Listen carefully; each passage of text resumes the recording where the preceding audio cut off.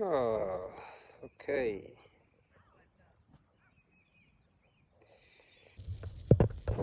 Well, happy Saturday. Another beautiful day this morning. Also having some technical difficulties, shall I say. Oh my goodness. But I'm out here today. My last marathon was actually marathon number 50. Yeah, that was marathon number 50 was 2 days ago. So I kind of just took a little one day off to celebrate running 50 marathons in how many months? I don't know, but in less than 2 months anyway. So I celebrated that yesterday. I was just running. So today will be marathon number 51. It's been an amazing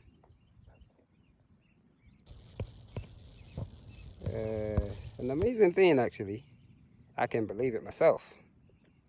So just being able to push myself to that extent, it was just an amazing thing. So, what am I thinking of today? Today, I don't know what emotion I'm going through. I woke up full of gratitude this morning, and I can't even begin to explain how I actually feel. I don't know what's wrong with my stream, but it looks okay. I can't even begin to explain how I'm feeling this morning. But it's all of joy and happiness. Of course, today, what time did I get up this morning? I think it was around 3 o'clock. Yes, 3 o'clock was the time this morning, around that 2:45, 3 o'clock. And of course, I always start out, I'm running in the gravel right now. I always start my day out with, I usually have a yoga mat next to me, so as soon as I get up, so I won't go back to sleep, first thing I do is get on the mat. I'm doing push-ups. I am doing push-ups. That's what I'm doing. Boom, I just get up, I'm doing push-ups. Yep, that's the first thing I do. Stretch. And I make sure I drink some water. And that water, of course, I drink them until, I drink it, shall I say, until I feel my nose running. So that means I'm getting hydrated. And I'll read a couple of pages on a good spiritual book. And I also do the sitting meditation. So I started doing push-ups, and I do push-ups till I get tired. Then I'll get into the yoga pose. So my resting period is my stretching. So I just keep on doing push-ups. And I do them very slow too. And what that's done, it has built my upper body and my lower back. I begin to feel that softness in my spine, because I'm stretching it all the time, just doing the push-ups. And that helps with all the running that I do. So once I'm done with that, then I sit for an hour and meditate. And of course you hear my whole body speaking to me. So I sit down there, and with the intention, and that intention is the effort that I'm making. Because a lot of people always ask me, how do you meditate? And I always say, one thing about meditation is Because we always hear all these things about going to zone and do all that. The main thing is make the effort first. Get into the habit of just sitting. Before you start, listen to that bird, morning, morning, morning, morning. Get into the habit of sitting before you start thinking of going into the zone. Because a lot of people just think, it's like a magic pill. And what that does, we're such in a hurry all the time. We just want to sit down there and think we just get into the meditation stage, start flying in the sky. It just does. To some, it might work that way, but to some, it just doesn't work that way. Your brain has to see that you are actually making an effort enough for it to take you so seriously, because there's all type of energies in you that is your higher self that requires real honesty. So when you begin to try the way you're trying to sit and meditate, that self-honesty started to come into play. The whole thing about this thing called consciousness, or whatever you want to reach, or however you look at life, is self-honesty and self-love. A lot, it's easy to say, I love me, some me. But the true reality is, to love me, for me, it requires a lot of hard work. It requires being so honest with yourself, because the truth lays inside of us. But it's very easy to ignore and follow other people. Your subconscious mind never let you down. You have that guidance inside of you. What's really funny these days is like all this drama that is occurring to us as beings, especially in our beautiful culture here, where they have so much money, we have all these big houses, big cars. Then we have the other side, no cars, no houses. We call it hood, whatever you want to call it. But the one commonality that everyone has in common is lack of happiness, lack of peace. It's really amazing. So it made me realize that your situation sometimes doesn't define your happiness, which is a real reality, because you sit in a 10-bedroom house, people find something to complain about. They put the same chemical that we see in what we call low class, which is all an illusion. Because like someone said yesterday, we all put our pants on. So we create this illusion among ourselves that, if I have a nice job, I'll be so happy. That, I have all this nice job, now I'm stressed. Or if I live in a 5-bedroom house, have a nice kid, nice wife, I'll be real happy. Then now I have this 5-bedroom house, I'm married to a millionaire, now he doesn't stay home enough. Then I go into the other section, it's all about, I wish you had a nice job, you don't have a nice job, all this will be happy. And despite all this, so all these two things, just looking at it and not seeing happiness, begin to make me wonder about a lot of things. And it made me realize the road to happiness lays in our abdomen and in how we breathe into our body. That's just where the way to road to happiness is. So for me, happiness is me. And when I do let things get to me, it is nobody's fault but mine. So what that has done over the years, it allows me to just be me. I listen to people's biscuits so much, I just crack up laughing. So I come to realize that for someone to think that they're better than you because of your situation or where you live, it's an absolute good morning. It's the best illusion that I've ever seen in my whole entire life. So, in that being said, those are the things I've learned from all this jogging that I do. The stretching, the meditation. Another thing that we're very fond of doing is talking about the lifestyle that we don't lead. Everybody likes to talk about health, this and that, but those things requires real discipline. Real discipline. And it's come to that stage right now where I talk about it more because I hear so much about someone not being happy, taking their whole lives, and I begin to think that, wow, this is really interesting, because I guess sometimes we all need to begin to share our experiences and not be ashamed of who we are. It's so funny how all these things that is happening to our young kids or elderlies, not too much of an elderly, are just because of some words and some behavior that someone else created sometimes.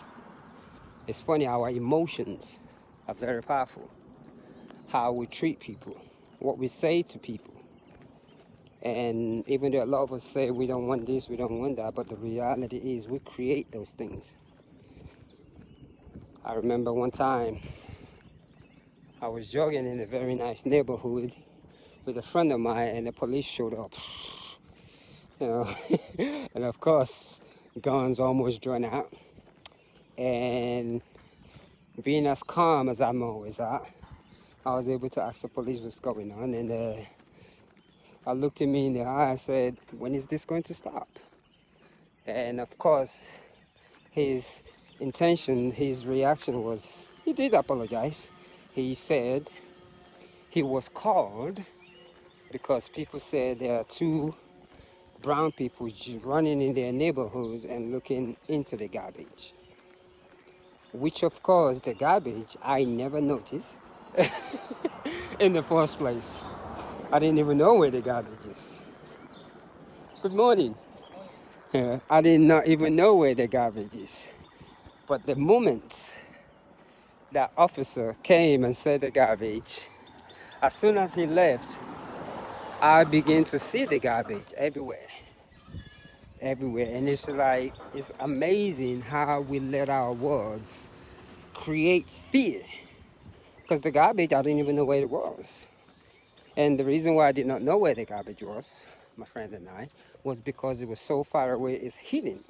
But the moment that officer said it, oh, there's two black guys running around looking into the garbage showed up everywhere. And those things is what is very common in our culture these days. We put so much fear into things. We use our weak mind to create all these bad things about how cruel the world is. We just say so many things about how these people, they're racist, how these people are not racist. We create all this illusion. We don't even enjoy nature.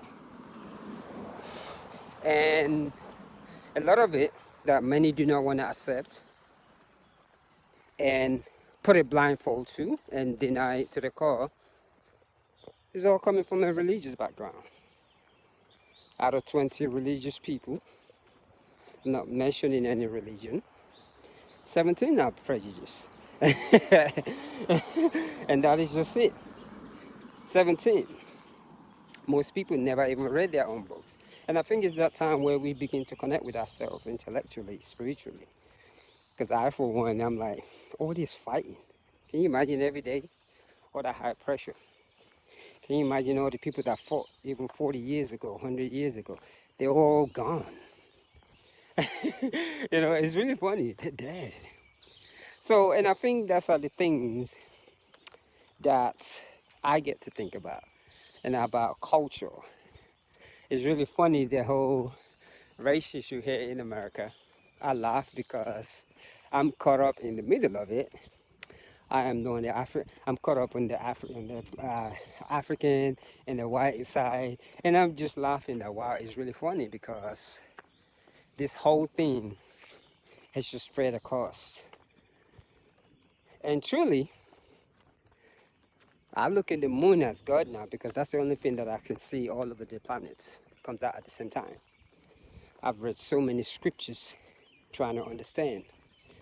And some I like, some I just kind of pretend.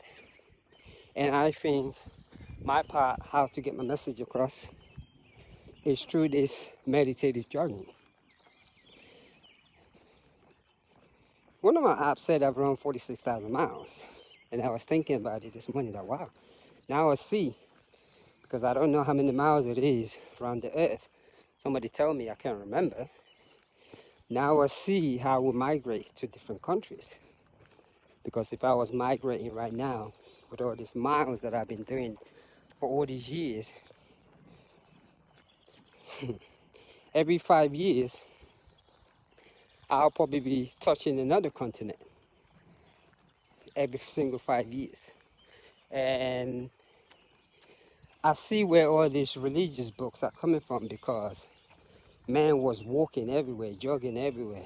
And during that time of moving your body and jogging, some profound intellectual, spiritual consciousness will be revealed to you. And that's why it looks like most books, they were probably altered from its original history. History has played a big part in our entities as a human being. And I think those days when we jogged and walk everywhere, we're a lot more conscious of who we are than when we begin to sit on chairs and thinking. So what I'm doing is not really a big deal to come out and run a marathon every day and take some breaks. It is something that's been done for many, many years. But because now we've built an ego around it, and don't get me wrong, those things, being the fact that we train, the way we train to run a marathon in our modern days, does create a little depression. Because there's a scientific way to train to run it, which requires non-egoless and the understanding of your feminine power. So yes, that's what I'm sort of thinking of today, because the 3 hours is what they call it, running, reading. And I use that a lot because it is just amazing what I've learned.